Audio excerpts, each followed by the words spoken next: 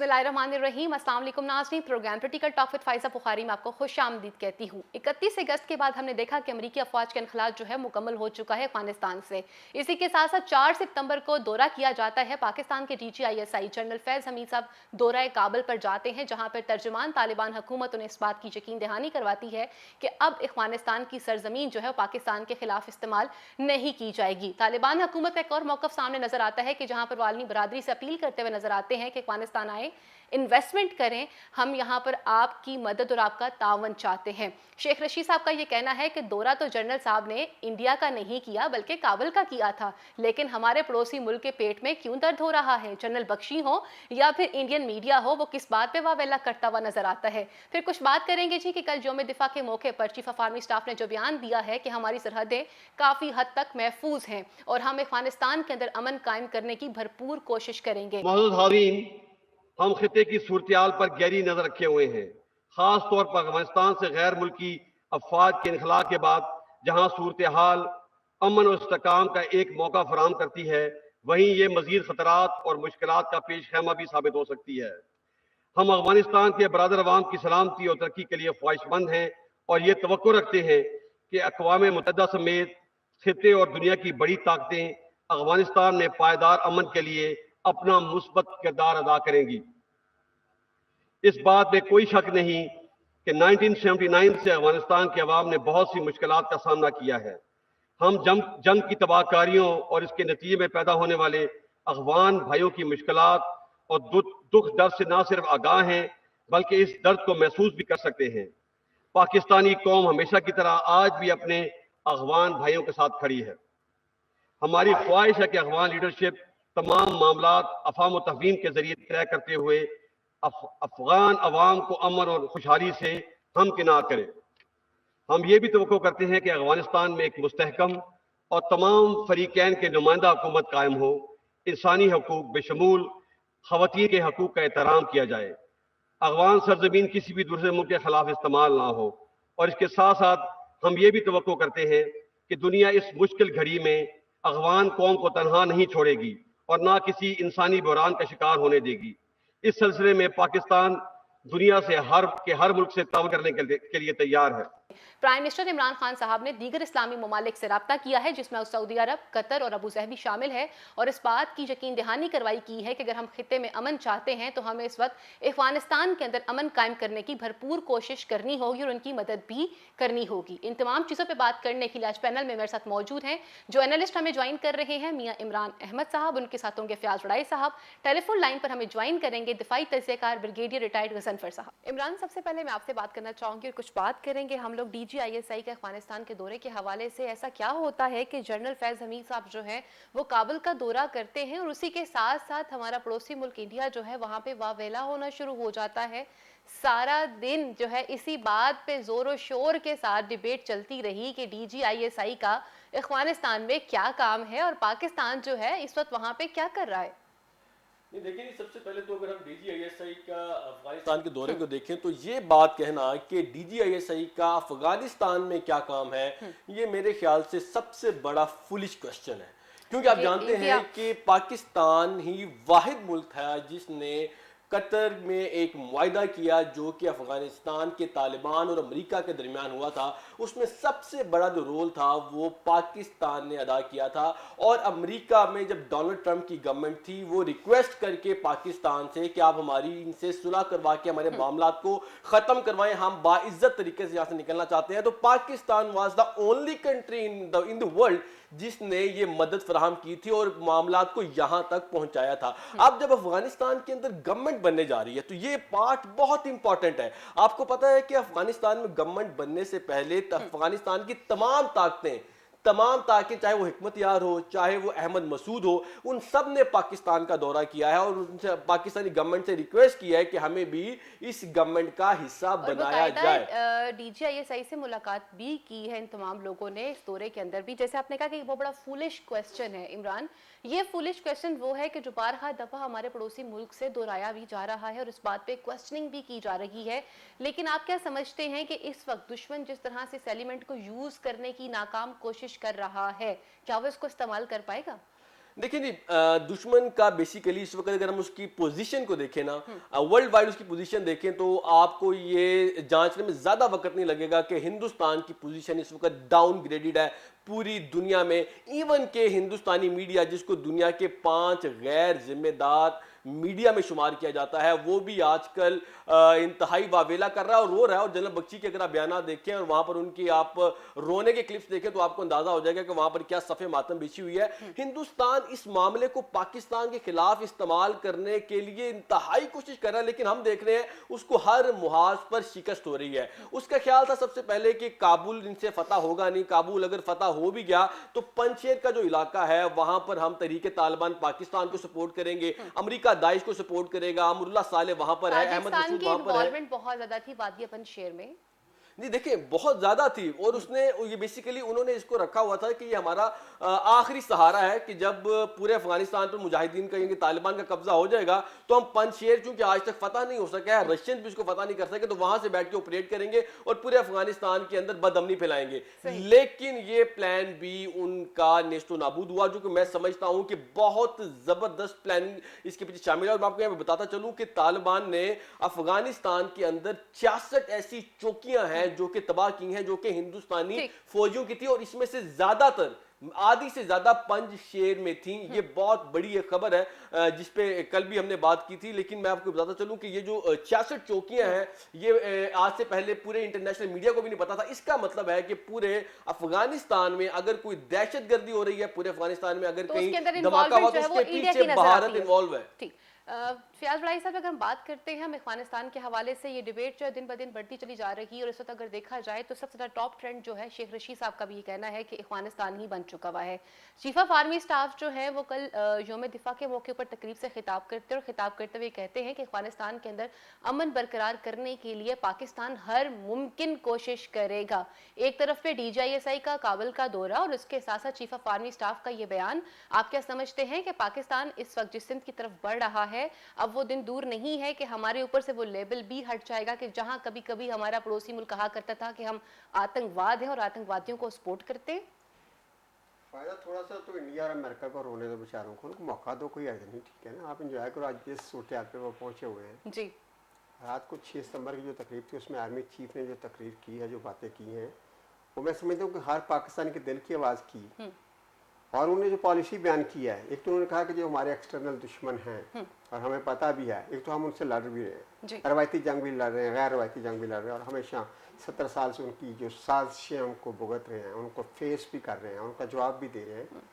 लेकिन एक जो उन्होंने मैसेज दिया कि हमारे जो मुल्क के अंदर एलिमेंट हैं और जो हम में बैठ कर लसानी बुनियाद पर या फिरका बना बुनियाद पर या किसी और अंदाज से कुछ एलिमेंट अगर मुल्क की स्टेबिलिटी के खिलाफ काम करेंगे तो फिर हम उनको माफ़ नहीं करेंगे। ये उन्होंने बड़े दो टोक अल्फाज में कह दिया है कि ताकत का इस्तेमाल सिर्फ रियासत का हक है, किसी को ये हक नहीं है कि वो असला उठाए और अपनी मनमानी करे। तो ये जो आज उन्होंने मैसेज दिया है इंटरनल, मैं समझता हूँ कि ये बहुत ज़रूरी था और बड़ा अहम भी था। और बड़ी डिटेल और ब्रीफिंग से बात की गई है। उस जो बयान है या उस ब्रीफिंग या उस खिताब के बहुत सारे पॉइंट्स बनते हैं जिस पर उन्होंने कश्मीर को भी रिलेट किया है और उसी के साथ साथ उन्होंने सैयद अली गिलानी साहब की मूवमेंट को भी और उनको भी अप्रिशिएट किया है। और आप समझते नहीं है कि अब क्या वो दिन करीब आना शुरू हो चुका हुआ है कि जहाँ पे हमारे पड़ोसी मुल्क भारत को इस बात का अंदाज़ा हो चुका हुआ है कि अब कश्मीर बहुत जल्दी फतह हो जाएगा? यही तो भारत का खौफ है, भारत का ये ख्याल है, बल्कि उसको यकीन है कि चूँकि अफगानिस्तान में आप सूरत हाल बदल गया और जिस तरह तालिबान ने अमेरिका जैसी सुपर पावर को शिकस्त दिया है, अमेरिका का ये हाल है। और इंडिया का मैं इस पोजीशन से आपको बताऊं कि एक अमेरिकन फ़ौजी ने वहाँ जाकर इंटरव्यू दिया है, तो उसने कहा कि जब 15 साल पहले हम अमेरिका जाने लगे तो हमें बताया गया कि आप जब अमेरिका जाएंगे तो आपको ये फैसिलिटीज़ हम दे दें, ये आसाइशा देंगे, ये सिक्योरिटी देंगे, बड़े शहाना अंदाज दिखाए गए। लेकिन हम जब वहाँ से निकले तो हम डर रहे थे। और उसने कहा फिर जब हम काबुल पहुँचे तो जितना अरसा भी वहाँ पर रहे हमें बहुत सारी फैसिलिटीज़ और लग्जरीज मिली, हमें सिक्योरिटी के भी बड़े फुल प्रूफ इंतजाम मिले, लेकिन हम डरते रहे। और उसने इकरार किया कि अब जब हम वापस अमेरिका आ गए हैं तो अब भी हम डर रहे हैं, डर का ये हाल। और ये डर उसने कहा कि आम सिपाही से नहीं, आम सिपाही से लेकर ऊपर जर्नैल तक सबको खौफ था। तो ये जो इंडिया और अमेरिका उनका ये खौफ उस सिपाही ने जो तर्जुमानी की है वो जैनुइन खौफ है, वो डर रहे हैं। अभी तक और इस अब चीज़- अब जब वहाँ पे तालिबान आ गए हैं तो उनका ये ख्याल है कि जो कश्मीरी हैं और जिनको दुनिया उस तरह नहीं देख रही, लेकिन उनकी जो तहरीक है वो किसी तरह भी कम नहीं है। पिछले 70 साल से देखें तो कश्मीरियों ने जो जंग लड़ी है, बिल्कुल मुश्किल जंग मैं कश्मीरियों की हमेशा इसलिए कहता हूँ कि कश्मीरियों को उस तरह दुनिया ने रिस्पॉन्स नहीं किया, उस तरह दुनिया ने कश्मीरियों का साथ नहीं दिया और उस जितना इशू वो को इस तरह से हकदार थे। हाईलाइट नहीं किया देखें दुनिया अगर ने, जिस तरह से एक बाकी चीज़ों काले होना को चाहिए। अगर हलाक किया जाता है किसी जगह, छोटी से किसी खातून के साथ एक जगह होती है, पूरा यूरोप पूरा अमेरिका खड़ा हो जाता है, इंसानी हकूक लेकर आ जाता है। ये कश्मीरी हैं बेचारे जो मैं 70 कोट तो साल नहीं से- करना चाहूंगी, लेकिन मुझे मजबूरन इस बात को कोट करना पड़ रहा है कि अगर पाकिस्तान में मुख्तारा मई के साथ कोई इंसिडेंट हो जाए, मलाला यूसुफजई के साथ कुछ हो जाए, या फिर मीनार पाकिस्तान का हालिया इंसिडेंट हो जाए, तो इंटरनेशनल मीडिया जो है उसकी चीखें निकलना शुरू हो जाती हैं और पाकिस्तान से फौरी तौर पे सवाल जवाब शुरू कर दिए जाते हैं। पाकिस्तान- लेकिन कश्मीर की जदोजहद और स्ट्रगल और वहाँ पे होने वाली बहनों और माओ बेटियों के साथ जो उनकी असमंदरी की जा रही है वो किसी को नजर नहीं आता। फायदा सिर्फ पाकिस्तानी, पूरी दुनिया में कोई वाक़या हो जाए ठीक। कैसे ये खड़े हो जाता है। और कश्मीरियों की कितनी बेबसी है और कितनी वो उनकी, जब ये तहरीक और मुश्किल हो जाती है जब दुनिया साथ भी ना दे रही हो।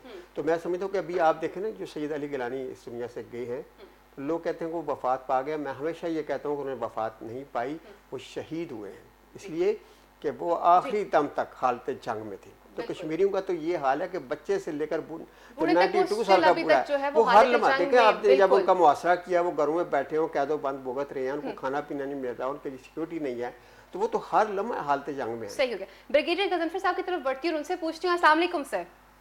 वालेकुम अस्सलाम। ब्रिगेडियर साहब, हमने देखा है कि DGISI का काबुल का दौरा होता है तो चीखें जो है वो हमारे पड़ोसी मुल्क से सुनाई दी जाती हैं और फिर सवाल पूछे जाते हैं एक दूसरे से लाइव ट्रांसमिशंस में कि पाकिस्तान का अफगानिस्तान में क्या काम है, वहाँ का जो DGISI है वो काबुल में क्या कर रहा है। इसके साथ साथ आपसे भी पूछना चाहूंगी कि अगर हम बात करते हैं पाकिस्तान की पोजीशन के हवाले से, एक तरफ तो हम इन तमाम चीज़ों को अप्रिशिएट भी कर रहे हैं, पाकिस्तान की खारजा लाइन पे पॉलिसीज को आप किस तरह से देखते हैं और आप क्या समझते हैं कि इस वक्त तक हम लोगों के जितने भी अमूर है खारजा पॉलिसी से रिलेटेड या जिस तरह से अभी तक हमने मूव्स की हैं वो कितनी सेफ एंड साउंड और इन फ्यूचर आप इनको किस तरह से देख रहे हैं? बहुत बहुत शुक्रिया फायदा। जहाँ तक आपने बात की इंडियन मीडिया की, तो मेरा ख्याल इंडियन मीडिया की बात करना बजाते खुद एक इंसल्ट है इंसान की, इसलिए कि वो मीडिया नहीं है, they are a propagating tool of जो फैशिस्ट रूल है वहाँ पे बीजेपी और RSS। और आपको पता है RSS एक बहुत बड़ी दहशतगर्द तंजीम है और दुनिया का सबसे बड़ा जो फैशिस्ट इस दुनिया में मौजूद है। दो फैशिज्म के पैरोकार इस दुनिया में मौजूद हैं। जी। एक नरेंद्र मोदी है, दूसरा इजराइल के अंदर नेतन्याहू था, अब उसकी जगह नई क़यादत आ गई है। तो वही जो दहशतगर्दाना, जरूरी नहीं कि दहशतगर्दी के लिए आप तलवार उठाएं या राइफल उठाएं या डंडा उठाएं, लफ्जी दहशतगर्दी जो होती है और लफ्जी एक्सट्रीमिज्म जो होता है और इर्रेशनैलिटी जो होती है, वर्ल्डिक irrationality, media irrationality, biased approach, extremism, ये भी दहशतगर्दी के एलिमेंट में काउंट किया जाता है। तो उनका तो जिक्र करना बजाते खुद एक इंसान की तौहीन है। वहाँ पे एक वो फटा फटा जल बख्शी बैठा होता है। अब कल आप देखिए वो क्या थ्योरी पेश कर रहा था, नाम बता रहा था कि जी ISI के फलाना जर्नल और फलाना ब्रिगेडियर जो पंजशेर में लड़ रहे हैं, और पंजशेर के अपने जो लोग थे अहमद मसूद और वो जो एक वहाँ पे डिजाइनर सूट पहने बैठा होता था इंडियन एजेंट जो था, वो रॉ का एजेंट, CIA का एजेंट अमर साले, वो वहाँ से भाग गए।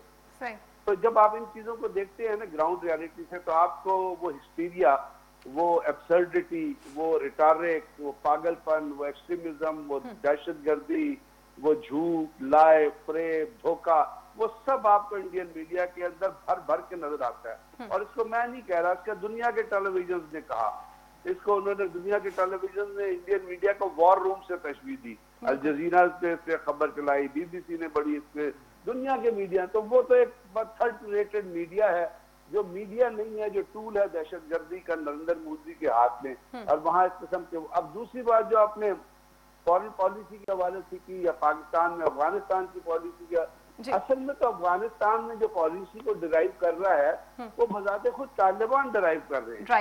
तालिबान को पॉलिटिकल एंटाइटी पाकिस्तान ने नहीं तस्लीम किया, तालिबान को political entity, political force, political representative of Afghanistan America ने तस्लीम किया था, क्योंकि अमेरिका ने पाकिस्तान को कहा था और तालिबान को मैसेज भेजा था, और एक स्पेशल रिप्रेजेंटेटिव अपॉइंट किया था अफगानिस्तान के नाम लिए, जिसका नाम इस बातचीत के लिए, जिसका नाम ज़ल्मे खलीलजाद था। और उसने मुज़ाकरात किए और अमेरिका ने उनको एक सियासी कुव्वत तस्लीम किया। साफ जाहिर है दोहा में बैठ के जब आप मुज़ाकरात करेंगे, ओरमची में मुज़ाकरात करेंगे, मरी में मुज़ाकरात करेंगे, चाइना में मुज़ाकरात करेंगे, तो वो एक पॉलिटिकल फोर्स से करेंगे। दहशतगर्द तो इस तरह ट्रैवल नहीं करते, कभी भी नहीं तो करते। अमेरिका ने उनको दुनिया पूरी में तस्लीम किया और करवाया कि Taliban is a political force. अब तालिबान ने जो कुछ किया अफगानिस्तान में वो तो सबके सामने है, उसको रिपीट करना तो, उसको बताना तो एक रेपुटेशन होगी। लेकिन उसके बाद वो काबुल में पहुंचने के बाद उन्होंने ये कहा था कि अमेरिकन फोर्सेस निकलेंगी तो हम अपना लाहे अमल बयान लाहे अमल का ऐलान करेंगे, बिल्कुल। और वो अमेरिकन फोर्सेस निकल गई। अब बात है वो दूसरा उनके लिए कॉन्टेस्ट आ रहा था जो पंजशेर है, और पंजशेर में जो कुछ आज हो रहा है और रिपोर्टेडली आ रहा है कि पंजशेर पे तालिबान का कब्जा हो गया है, तो वो भी रिटर्न निकल गया। दूसरा एक चीज जैसे मैंने आपसे अब किया ना कि तालिबान को पॉलिटिकल फोर्स अमेरिका ने तस्लीम किया और करवाया। पुराने जो तालिबान थे, जो पुराना जो तालिबान का मुल्ला उमर का रूल था, उसमें और आज के रूल में फर्क ये होगा या ये है कि ये जो ग्रुप है तालिबान का, ये इसने दुनिया के बहुत सारे ममालिक का दौरा किया, दुनिया के बहुत सारे ममालिक ने इनको इनवाइट किया। ब्रिगेडियर साहब, उनकी तरफ से ये बयान है कि हम अफगानिस्तान में जंग नहीं चाहते हैं और दीगर ममालिक से इस बात के ऊपर अपील करना चाहेंगे कि वो आए, हमारी माली मुआवनत करें ताकि हम अफगानिस्तान को रीबिल्ड कर सकें और अपने सिस्टम को आगे लेकर चल सकें। वो तो इस चीज पे काम कर रहे हैं। हाँ जी, मैं यही अर्ज कर रहा हूँ कि तालिबान को दुनिया के मुख्तलिफ ममालिक ने इन्वाइट किया। ईरान ने इन्वाइट किया, देवर गिवन ए डिप्लोमेटिक स्टेटस। रशिया ने इन्वाइट किया, देवर गिवन ए डिप्लोमेटिक स्टेटस। चाइना वो गए, पाकिस्तान वो आए, टर्की ने उनसे बातचीत की और सालों ने उन्हें, और ये चीज अमेरिका के अंदर बहुत क्रिटिसाइज हुई, उनको बड़ी तकलीफ हुई। American Washington post, New York times और बाकी लोगों को, जी वो जहां जाते हैं उनको डिप्लोमेटिक लेवल का दर्जा दिया जाता है। तो इसका मतलब है कि दुनिया ने माना कि they are going to make a government in Afghanistan. और कल ही अगर आप यूनाइटेड नेशन की भी स्टेटमेंट पढ़े और बहुत सारे और अदारों की, वो कह रहे हैं कि जी अफगानिस्तान की मदद करें, उनको स्टेबलाइज करने में मदद दें, उनकी मालियाती मदद की जाए, उनके जो फंड्स वो फ्रीज किए हुए हैं वो रिलीज किए जाएं। अब ये तालिबान के अफगानिस्तान के अंदर हो रहा है। दूसरा तालिबान का एडवांटेज ये है कि पहले रूल में जो उनको एक रेजिस्टेंस आती थी बहुत सारे वॉरलॉर्ड से, जिसमें रशीद दोस्तम था, जिसमें जनरल इस्माइल था, जिसमें अता नूर था, जिसमें ये अहमद शाह मसूद था, या उसके अंदर अपना बहुत सारे और लोग थे, वो आज अफगानिस्तान में मौजूद नहीं है। They have run away, they have either gone to Tajikistan और हिंदुस्तान, और कुछ उनमें से जो है वो मारे जा चुके हैं। तो वो जो रेजिस्टेंस एक आती थी वो नहीं, इसलिए तालिबान का आज के पूरे अफगानिस्तान पे आपको कब्जा नजर आता है और हर शहर में जिंदगी चल रही है। अब तालिबान वहां पे मौजूद है, ये एक रियलिटी है। इसके ऊपर अगर आप हंसना चाहते हैं, अपना ताली बजाना चाहते हैं तो ताली बजा ले, रोना चाहते हैं तो रो ले, लेकिन रियलिटी चेंज नहीं होगी कि तालिबान मौजूद है। पाकिस्तान इस चीज को इसी प्रिज्म में देख रहा है और पाकिस्तान बारहा ये कह रहा है कि हम अफगानिस्तान के अंदर किसी को फेवरेटिज्म नहीं करना चाहते। हम अफगानिस्तान के फेवरेटिज्म क्या होता है? फेवरेटिज्म का मतलब ये होता है कि आप किसी इंडिविजुअल को पॉप अप करें कि जिसको प्राइम मिनिस्टर बनाए, किसी को जिसको फॉरेन मिनिस्टर बनाए, किसी पार्टी को पॉप अप कर दें कि जिसको, अभी वही अफगानिस्तान के अंदर तो पार्टी कोई नहीं है तालिबान के अलावा। अगर वहां पे कोई चीज है तो वो एथनिक नेशनलिटीज है, जिसके अंदर पश्तून 45% है, आपके वहां पे ताजिक्स हैं 23%, उज़्बेक्स हैं, हजाराज हैं, अपना ये लोग वहां पे तालिबान के जो मौजूद इन नेशनलिटीज, इन एथनिसिटी को उन्होंने अपने अंदर इन्वॉल्व करना, लेकिन पार्टी तालिबानी की रहनी है। सही, मैं इसी पॉइंट पे ब्रिगेडियर साहब कतई कलामी की माफी चाहती हूँ, इसी पॉइंट पे आपके पास वापस आऊंगी, आगे बढ़ती हूँ और इमरान से पूछ रही हूँ कि इमरान, जैसे ब्रिगेडियर साहब ने बताया कि वहाँ पे किस तरह से जो ग्रुप्स हैं वो काम कर रहे हैं और तालिबान जो है उनका मौक़िफ़ भी सबके सामने आ चुका है। बिलखुसूस पाकिस्तान इस बात को बारहा दफ़ा कह चुका हुआ है कि अगर आप खित्ते में अमन चाहते हैं तो हमें अफगानिस्तान के अंदर अमन कायम करना होगा। इसी सिलसिले में हमने देखा कि वज़ीर-ए-आज़म इमरान खान साहब ने टेलीफोनिक राब्ते भी किए, सऊदी वली अहद मोहम्मद बिन सलमान से रब्ता किया, अबू ज़हबी के वली अहद जो है शेख मोहम्मद बिन जाहिद, और कतर में भी उन्होंने फ़ोन किया तमीम बिन हमाद सानी को। आप क्या समझते हैं कि गल्फ़ कंट्रीज़ बिलखुसूस अभी तक जो है अरब अमारात जो है वो खामोश रहे हैं इस्लामी ममालिक पे अफ़गानिस्तान के इशू पे, तो अब आप क्या समझते हैं कि टेलीफोनिक राब्ते करना और उसके बाद अफ़गानिस्तान की करंट सिचुएशन के ऊपर दीगर इस्लामी ममालिक का जिनके मैंने नाम लिए, इनके क्या रिएक्शंस हो सकते हैं? अच्छा, सबसे पहले हमें ना इंटरनेशनल पॉलिटिक्स के डायनामिक्स को समझना पड़ेगा। अब इसमें आपने 3 ममालिक के नाम लिए हैं, जिसमें सऊदी अरब और यूएई एक तरफ है और कतर एक तरफ है। अब हमें देखना पड़ेगा कि कौन से ममालिक किस मुल्क की बेल्ट में बैठे हुए हैं। मिसाल के तौर पर अगर हम सऊदी अरब को और यूएई को देखें तो वो अमेरिकन बेल्ट का हिस्सा नजर आते हैं, और अगर हम अमेरिकन को देखें तो वो तालिबान को एक्सेप्ट करते हुए दिखाई देते हैं।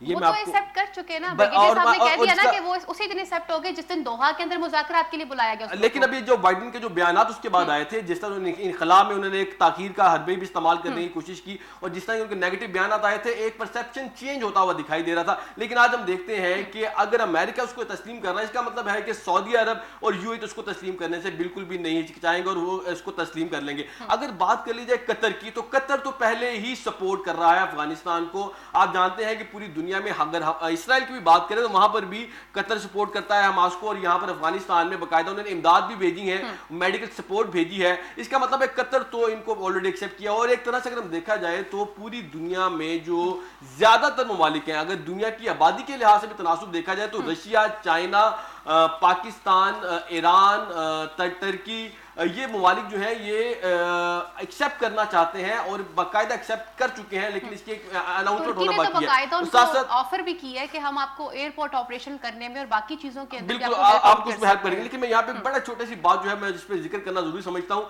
कि हम ये समझ रहे थे कि अफगानिस्तान के अंदर जो मामलात हैं वो काबुल है, गजनी है, कंधार है, हरात है, इन सूबों को फतह कर लिया जाएगा तो अफगानिस्तान फतह हो जाएगा। लेकिन हमने देखा कि वहां पर सिर्फ इन सूबों की बात नहीं है, असल में जो असल मुहाज लगा है वो पंजशेर में लगा है। और पंजशेर के बारे में मैं अपने नाज़रीन को थोड़ा सा बताना ये चाहता हूं ताकि उनके इल्म में इजाफा हो सके कि पंजशेर जो है उसके 7 इजला हैं।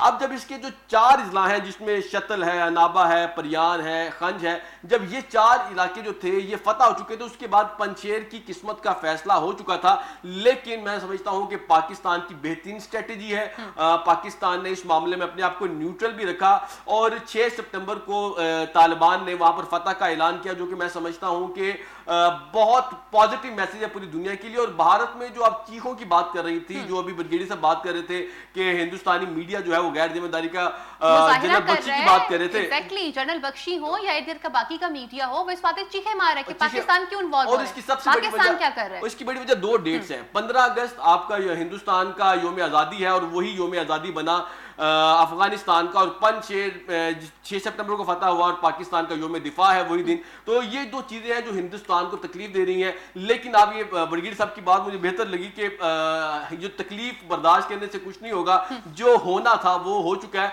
और आइंदा जो गवर्नमेंट्स बनने वहां पे जा रही है, मैं आपको बताता चलूं कि इस वक्त पूरी दुनिया के 5 बड़े ममालिक के जो सिक्योरिटी चीफ्स हैं, जो कि खुफिया एजेंसीज के चीफ्स हैं, वो काबुल में बैठे हुए हैं और गवर्नमेंट फॉर्मेशन हो रही है वहां पे। आप देखिए कितना इंपॉर्टेंट मुल्क है, और अगर वहां से सिर्फ पाकिस्तान निकल जाए तो ये गवर्नमेंट फॉर्म नहीं हो सकती नहीं हो सकती है। लोग इन्वेस्टमेंट करने के लिए तैयार हो चुके हुए हैं, ऊपर से जो उनकी तरफ से एक पॉजिटिव रिस्पांस आ रहा है।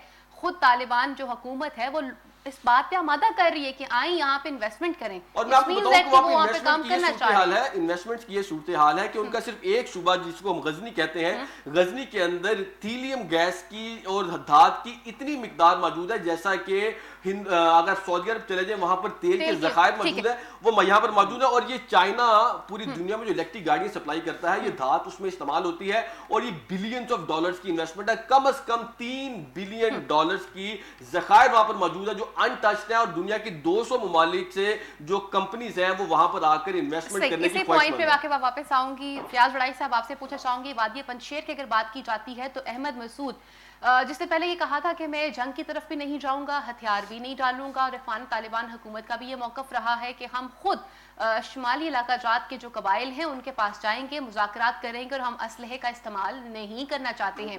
अहमद मसूद के किरदार को आप किस तरह से देखते हैं? मरहूम अहमद शाह के बेटे हैं, लेकिन इस वक्त जिस तरह से वो ताजिकिस्तान की सपोर्ट के साथ और दीगर कुछ दुश्मन अनासिर जो है उनको सपोर्ट कर रहे हैं, उनके साथ जिस तरह से वादी पंजशेर के मामले को वो लेकर चल रहे हैं, असल में उनका टारगेट क्या था, क्या अचीव करना चाहते हैं? फायदा पंजशेर का मामला जो है वो तो इख्तिताम तक तकरीबन पहुंच चुका है, वहाँ की सूरत क्लियर हो चुकी है। अब वहाँ की लेकिन अहमद मसूद अभी तक जो है वो साइड पर है, सामने नहीं आए। कुछ ना कुछ एक्टिविटीज करता रहेगा और तालिबान उसको संभाल भी लेंगे। एक्चुअली जो मसला ये है कि तालिबान को हमने बहुत ज्यादा आइडियलाइज करना शुरू कर दिया है, इतना भी उनको आइडियलाइज ना करें। अच्छा, अब तालिबान की जो फतह है उसके बाद उन्होंने ऐलान किया कि हम 11 सितंबर को गवर्नमेंट फार्म करेंगे। जैसे इमरान साहब बता रहे थे कि वहाँ तांबे के ज़खायर हैं, सोने के ज़खायर हैं और भी गैस के ज़खायर हैं, बड़ी दुनिया, पूरी दुनिया जो है वो उस खजाने तक पहुँचना चाहती है। सुपर पावर भी वहाँ तक पहुँचना चाहती है। 3 सुपर पावर जो है, 2 सुपर पावर शिकस्त खा चुकी हैं, तीसरी सुपर पावर भी वहाँ जाना चाहती है। वो खजाना कैसे निकलेगा? ये सारा दारोमदार अब अफगानिस्तान के जो तालिबान हैं, जो हुकूमत फार्म करने जा रहे हैं, कि वो किस तरह की हुकूमत बनाते हैं जी। वो पॉलिटिकल पॉलिसी क्या देते हैं, इंटरनेशनल पॉलिसी क्या देते हैं, वो मालियाती पॉलिसी क्या देते हैं, वो अपने डिफेंस का क्या सोचते हैं। दुनिया तो उस वक्त पहुंचेगी जब तालिबान दुनिया को अफगानिस्तान में एक पुरअमन और अच्छा माहौल फराहम करेंगे। देखिए ये जो मज़ाकरात होते हैं, पुरअमन मज़ाकरात होते हैं, ये सब ऐसे ढोंग होते हैं। एक्चुअल सूरत उससे नजर आएगी जब तालिबान अपने, अभी हम बहुत सारी उम्मीदें और बहुत सारी तवक्कुआत तालिबान से लगा चुके हैं। अभी तालिबान ने कुछ करना है अपने बिहेवियर से, अपने अमल से रिलेटेड उन्होंने अपनी कुछ चीजों को क्लियर कर दिया। जैसे उन्होंने पहला बयान दिया कि हम अपनी सरजमीन को इस्तेमाल नहीं होने देंगे। यही बात उन्होंने बहुत अच्छी बात है। देखिए हमीद से मुलाकात के दौरान भी कही है कि पाकिस्तान से हम ताउन करेंगे। मुल्ला ब्रदर से उन्होंने मुलाकात किया तो उन्होंने कहा कि हम अपनी सरजमीन को पाकिस्तान के खिलाफ इस्तेमाल नहीं होने देंगे। ये तो उस वक्त पता चलेगा जब नहीं होने देंगे। अभी तो आप जानते हैं पिछले 2 हफ्ते की देख लें एक्टिविटीज, कितने हमले हो चुके हैं यहाँ पे। तो ये तो जब प्रैक्टिकली वो साबित करेंगे कि वो सरजमीन इस्तेमाल नहीं हो रही, और यही उन्होंने पूरी दुनिया को भी मैसेज देना है। वो तो कह रहे हैं ना कि पूरी दुनिया में किसी के खिलाफ इस्तेमाल नहीं होगी। अब ये बात तालिबान ने साबित करनी है। उनकी बहुत तारीफें हो चुकी हैं, बहुत उनके कारनामों का हम जिक्र कर चुके हैं, बहुत उनकी एक्टिविटीज जो है नुमाया हो चुकी हैं। अब उन पे सारी जिम्मेदारी आ गई। अब उन्हें दुनिया को यकीन दिलाना है कि यस हमने बात ये होगी कि आपने कहा कि अभी तक उन्होंने बयानियां बहुत दे दी, लेकिन अब प्रैक्टिकली और अमल उन्होंने प्रूव करना है। अब हुकूमत फार्म कर रही है और प्रैक्टिकल चीजों को बताना लोगों को। ब्रिगेडियर साहब, चीफ ऑफ आर्मी स्टाफ का कल का जो खिताब है उसको किस तरह से देखते हैं? एक बहुत क्लियर चीजें उन्होंने बयान की हैं, कुछ चीजों पे हमारी लाइंस बहुत क्लियर हैं। पाकिस्तान की सरहदों का मामला हो तो भी हम क्लियर नजर आते हैं, पाकिस्तान की खारजा पॉलिसी से रिलेटेड अगर बयानात हो तो भी हम उसमें बड़े काफी क्लियर नजर आ रहे हैं। सेकेंडली, जिस तरह से तालिबान हुकूमत की तरफ से ये बात को यकीन दहानी करवाया गया है कि पाकिस्तान के खिलाफ हमारी सरजमीन का इस्तेमाल नहीं किया जाएगा। अब जो अगला प्रैक्टिकली, जैसे वड़ाई साहब कह रहे हैं कि अभी तक बातें तो बहुत हो चुकी हैं उनकी तरफ से, प्रैक्टिकली वो कैसे साबित होंगे, इस हवाले से क्या कहना आपका? इस वक्त बात तो ठीक है कि स्टेटमेंट्स कुछ और, थ्योरी कुछ और होती है, प्रैक्टिकल कुछ और होता है। Exactly. पाकिस्तान को गर्ज है प्रैक्टिकल मैनिफेस्टेशन, जिसको आप कहते हैं प्रैक्टिकल मैनिफेस्टेशन। तालिबान उस चीज की जो कमिटमेंट वो पाकिस्तान को दे रहे, लेकिन इस वक्त ये याद रखिए कि वो सिर्फ पाकिस्तान को कमिटमेंट नहीं दे रहे, they are giving commitment to China also, और वो ईरान को भी कमिटमेंट दे रहे हैं और रशिया को भी कमिटमेंट। जी बिल्कुल, क्योंकि बहुत बड़ा वहाँ पे जो है युगवर प्रोविंस में और ETLM जो है वहाँ पे जो काम करती थी, उसके हिसाब से चाइनीज को बड़ा कंसर्न है। और इसकी कनेक्टिविटी में जाए तो ये एक एडवांटेज आपको मिलता है, प्लस पॉइंट मिलता है। और उसके अंदर जब आप मादी में जाते हैं तो 2019 की स्टैटिस्टिक्स आप जाके देखते हैं तो ये एमक कॉपर माइंस हैं। 2019 में अगर आप देखें तो 2019 में भी चाइना की फॉरेन डायरेक्ट इन्वेस्टमेंट जो थी अफगानिस्तान के अंदर को $400 बिलियन थी जी। और यूनाइटेड स्टेट्स जो वहाँ पे बैठा हुआ था, जिसने कब्जा किया हुआ था, जो तबाह कर रहा था अफगानिस्तान को, उसकी टोटल इन्वेस्टमेंट जो थी वो $18 मिलियन थी। और 2016 में चाइनीज को तालिबान ने गो हेड दे दी थी एक तरीक़ाकार से, क्योंकि आपको पता है कि 60% इलाकों पे, बल्कि सिगार की रिपोर्ट कहती थी कि 70% इलाकों में तो तालिबान का वैसे उस वक्त भी कब्जा था। तो वो उन्होंने कहा था कि आप एमक माइंस में काम करें, कॉपर माइंस जो है, उसके बाद जो लिथियम है।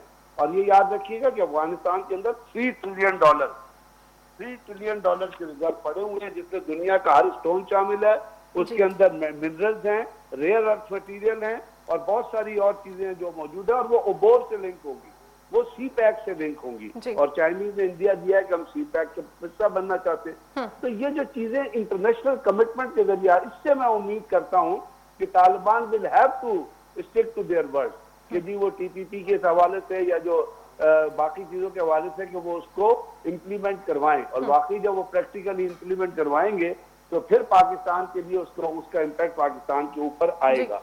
पाकिस्तान में कल जब आर्मी चीफ ने बड़ा कैटेगरिकली कह दिया कि हम अफगानिस्तान के अंदर पीस प्रोसेस सपोर्ट करेंगे, और उन्होंने भी ये भी कहा कि हम अफगानिस्तान की मदद करेंगे उनकी नेशन बिल्डिंग में, या उनके साथ जो हम चीजें कर सकते हैं वो करेंगे। लेकिन एक एडवांटेज तो आपको आउटराइटली आज ही मिल गया ना, इसको भी गौर कीजिएगा। जी।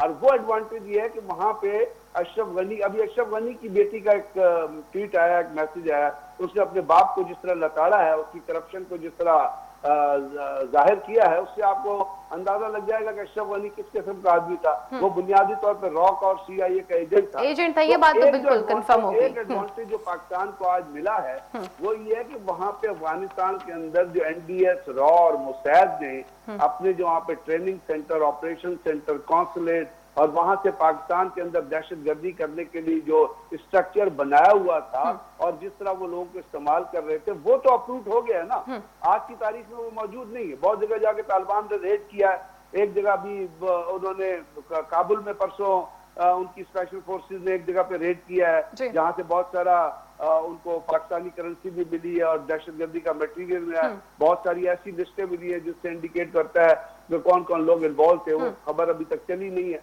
तो मेरा मतलब कि ये एडवांटेज तो आ गया। दूसरा एडवांटेज आपको देखना है, पाकिस्तान का जो कंसर्न है वो TTP के हवाले से। तीसरी जो चीज जो है अफगानिस्तान के लिए पाकिस्तान में जो कुछ करना है वो है ट्रेड रूट। वो पता है आप एक ट्रांजिट रूट का हिस्सा है और पाकिस्तान की दोनों जंगों के दरमियान भी, दहशतगर्दी की जंग के दौरान भी ये ट्रांजिट ट्रेड बंद नहीं हुई है। और ये ट्रांजिट ट्रेड अफगानिस्तान को एक एडिशनल उनकी इकोनॉमी के ऊपर एक इंजेक्शन करती है। जब दुनिया के मालियाती अदारे कह रहे हैं कि हम उनके लिए अपना ट्रेड खोलेंगे और मालियात खोलेंगे और इकोनॉमी खोलेंगे और पाकिस्तान जब ये खोलेगा तो अफगानिस्तान में सिचुएशन बेहतर होगी। दूसरी बात ये याद रखिएगा फायदा, एक चीज मैं कहना चाहूंगा कि वी शुड नॉट आइडियोलाइज तालिबान। हमें ग्राउंड रियलिटी पे बात करनी है। तालिबान भी कोई इतने सीधे लोग नहीं है। यही बात है ब्रिगेडियर साहब, ये वही सरजमीन है जो पाकिस्तान के खिलाफ इस्तेमाल होती रही है और ये वही लोग हैं कि जिन्हें पाकिस्तान ने 9/11 के इंसिडेंट के बाद जब उनके ऊपर अटैक किया जाता है तो इन्हीं के लोगों को अपने पास पनाह भी दी और फिर यही अशरफ गनी जैसे लोग जो थे वो पाकिस्तान को मुंह उठा के दहशतगर्द भी कह देते थे और अपनी जमीन को पाकिस्तान के खिलाफ इस्तेमाल भी करने देते थे। इसीलिए मैं कर रहा हूँ ना कि हम तो हर चीज को कॉशियसली हमने जाना है। हमने हर चीज को वे करना है अपने इंटरेस्ट के हिसाब से। और मुझे लगता है कि पाकिस्तान की पॉलिसी जो है उसमें वो अपने हिसाब से वे कर रहे हैं। जिस वक्त हम ये कह देते हैं कि आप अपनी गवर्नमेंट को खुद ही बनाएं, खुद ही लेके चलें, तो इसका मतलब है we are not dictating anything. जो पुराने पाकिस्तान पे इल्जाम आया करता था कि जी हम ये करते हैं और वो करते हैं, जबकि ऐसा कुछ भी नहीं है। हम सिर्फ हम अपने मुल्क की बका और सलामती को मद्देनजर रख के तमाम काम कर रहे हैं। हाँ, वो पॉलिसी लिंक्ड है, चाइना से लिंक है, रशिया से लिंक है और दोनों जो चीजें, दोनों जो ममालिक हैं वो इसके अंदर शामिल हैं। अगर अफगानी ये कहते हैं, तालिबान कहते हैं CPEC हो, तो आप खुद ही बताइए अगर CPEC बनता है और अफगानिस्तान में जाता है तो उसका अगला रूट किधर होगा? वो सेंट्रल एशियन रिपब्लिक में जाएगा ना। और रशिया को कंसर्न है कि कहीं ये उस जो दहशतगर्द हैं वो सेंट्रल एशियन रिपब्लिक में आ जाए, इसलिए उन्होंने तालिबान को कॉशन किया। तो ये जो चारों तरफ से जो कॉशन आ रहा है तालिबान, इनके ऊपर एक ये एडिड प्रेशर है और इसको उन्होंने अपनी प्रैक्टिकल मैनिफेस्टेशन से साबित करना है। तो इसका मतलब है वेट एंड सी, देखिए गवर्नमेंट बनती है क्या पॉलिसी ले। बिल्कुल, ये तो वो इनका ऐलान जो उन्होंने 11 सितंबर को करना है, पिक्चर वहां पे क्लियर होगी। ब्रिगेडियर साहब इसी पॉइंट पे मैं आपके पास वापस आऊंगी। इमरान आपसे पूछना चाहूंगी, हंगामी बुनियादों के ऊपर हमने ये देखा है कि हमारे जो इस वक्त जो एरिया, जो बॉर्डर्स हमारे अफगानिस्तान के साथ जम होते हैं, वहाँ पर बड़ी तादाद के अंदर जो है अफगान महाजरीन ने भी आना है और उनकी आबादकारी के लिए जो कैंप्स जो हैं उनको भी लगाया जा रहा है। ऑलरेडी पाकिस्तान के ऊपर एक बर्डन है, हमने ऑलरेडी बहुत सारे महाजरीन को अपने पास यहाँ जगह दी हुई है। तो आप क्या समझते हैं कि इस हंगामी बुनियाद की सूरत में हमारी पॉलिसीज़ क्या होनी चाहिए और गवर्नमेंट की तरफ से अभी तक जो इकदाम किए जा रहे हैं और जिस तरह के इकदाम उन्होंने प्लान किए हैं, क्या वो अप्रिशिएटेबल हैं या फिर हम माजी की तरह को बहुत बड़ी गलती तो नहीं करने जा रहे? अच्छा, इसमें मैं आपको बताता चलूँ कि जो पाक अफगान बॉर्डर है उसमें तकरीबन रोज़ाना 30,000 के करीब लोग आते जाते हैं मुख्तलिफ अमूर के सिलसिले में। यानी कि वो इतनी ज़्यादा मसरूफ़ शाहरा है, उस बॉर्डर को इतना ज़्यादा इस्तेमाल किया जाता है। इसमें ट्रेड भी होती है, इसमें लोग भी अपने रिश्तेदारों से मिलने के लिए आते जाते हैं। लेकिन अगर हम पाकिस्तान के अंदर मौजूद अफ़गानियों को देखें तो पूरी दुनिया में सबसे ज़्यादा मुहाजिरीन जो है किसी अगर एक मुल्क ने अपने मुल्क में बसा रखे हैं तो उसका नाम पाकिस्तान है। और अफ़गानी जो है पिछले कई सालों से, जो आपको पता है कि सोवियत यूनियन के बाद से लेकर अब तक, वो पाकिस्तान में आबाद हैं और यहाँ पर उनकी चौथी नस्लें डेवलप हो चुकी हैं। वो यहाँ के अंदर कारोबार कर रहे हैं और अरबों रुपए का कारोबार कर रहे शहरियत हैं। रखते हैं पाकिस्तान की, शहरियत रखते हैं, कारोबार करते हैं। यहाँ पर उन्होंने पंजाबियों में, मेमन्स में अपने बच्चों की शादियां की हुई हैं। अगर आप इनको ग्राउंड से जाकर देखें तो आपको अंदाजा होगा कि उनका यहाँ से चले जाना इंतहा इनके हुए मुमकिन नहीं है। अब वो पाकिस्तान के एक तरह से हिस्सा बन के इतना ज्यादा अकोमोडेट किया पाकिस्तान में। और मैं आपको यहाँ पे बताता चलूं कि इसके पीछे बेनिफिट पाकिस्तान क्या ले सकता है, जो कि सबसे इंपॉर्टेंट चीज है। देखिए, किसी भी मुल्क को अगर हम पनाह दे रहे हैं तो उसका मतलब जारी बात है हमें भी कुछ ना कुछ मिलना चाहिए। हम उसको किसी से भत्ता तो नहीं लेना चाहते, लेकिन कम से कम जो ट्रेडिंग टर्म्स है मैं सोचता हूँ वो अफगानिस्तान के साथ बड़ी बेहतर होनी चाहिए। और मैं आपको यहाँ पे बताता चलूं कि पाकिस्तान के लिए गोल्डन अपॉर्चुनिटी है कि जो पाकिस्तान की ट्रेड 2017 में बंद हुई थी, क्योंकि आप जानते हैं कि पाकिस्तान से अगर सामान सेंट्रल एशियन ममालिक तक जाना हो, यानी कि उज्बेकिस्तान, तुर्कमानिस्तान, ताजिकिस्तान, इन सब ममालिक तक जब सामान जाना हो तो उसके लिए जो रूट है, बाय रोड जो रूट है, वो अफगानिस्तान का इस्तेमाल करना पड़ता है, क्योंकि सी के जरिए वो नहीं वहां पहुंच पाते हैं। और अगर बाय एयर जाए तो ट्रैवलिंग कॉस्ट बहुत ज्यादा होती है। अब 2017 में अशरफ गनी ने हिंदुस्तान की ईमा पर यह हुक्मनामा जारी किया कि हम पाकिस्तान के जो ट्रक अफगानिस्तान में दाखिल होंगे, पहले वो ऑफलोड होंगे, उनमें सामान उतार के हम अपने ट्रकों पर ला देंगे और फिर हम उनको सेंट्रल एशियन ममालिक में पहुंचाएंगे। अब पाकिस्तान की जो एक्सपोर्ट्स हैं उसमें ज्यादा जरिए जिनास है और उनकी लाइफ टाइम इतनी नहीं होती है। जब आप उसको ऑफलोड करते हैं फिर उसको नए ट्रकों पर चढ़ा के पहुंचाते हैं तो वो तमाम का तमाम जो सामान है वो बहुत ज्यादा डैमेज हो चुका होता है और पाकिस्तान को बिलियंस ऑफ डॉलर्स का नुकसान हुआ। मैं यहां पर ये कहना चाहूंगा कि गवर्नमेंट ऑफ पाकिस्तान को चाहिए कि इस वक्त वो जो रूट है उसमें पाकिस्तानी ट्रक 2017 से पहले डायरेक्ट सेंट्रल एशियन बॉर्डर्स तक जाते थे।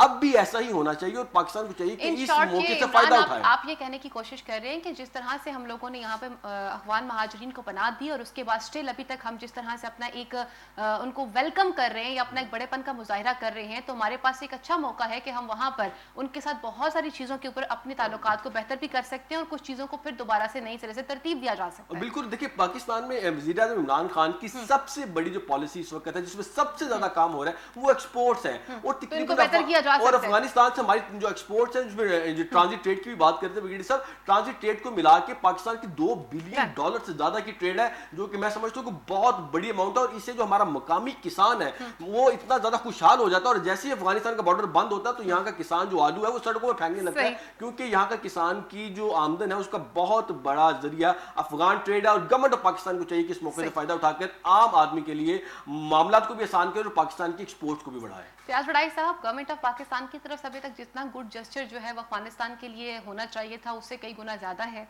खुद पाकिस्तान के प्राइम मिनिस्टर जो हैं वो दीगर ममालिक के साथ राब्ते कायम कर रहे हैं और उनको बता रहे हैं कि खित्ते के अंदर अगर अमन चाहिए तो अमन कायम करने के लिए हमें जंग बंदी की तरफ बढ़ना होगा और हमें अफगानिस्तान की सूरत हाल के ऊपर संजीदगी से सोचना होगा। ब्रिगेडियर साहब, प्रोग्राम का वक्त यहीं पर खत्म हुआ चलता है और यकीनन जो बातें आज मेरे पैनल ने की और आपने की हैं कि आइंदा आने वाला वक्त ही बताएगा कि तर्जुमान तालिबान हुकूमत जो है वो आइंदा आने वाले दिनों में क्या मौक़िफ़ अपना इख्तियार करेगी। लेकिन जाने से पहले मैं एक बात ज़रूर कहना चाहूँगी कि नाज़रीन, हम सब ने मिल के हुकूमत पाकिस्तान के हुक्म के मुताबिक कोविड-19 की वैक्सीन लाजमी लगवानी है। मेरे मौजूद पैनल का बहुत बहुत शुक्रिया। अगले प्रोग्राम तक के लिए अपनी मज़न फ़ायज़ा बुखारी को इजाज़त दीजिए। अल्लाह नेगहबान, पाकिस्तान जिंदाबाद।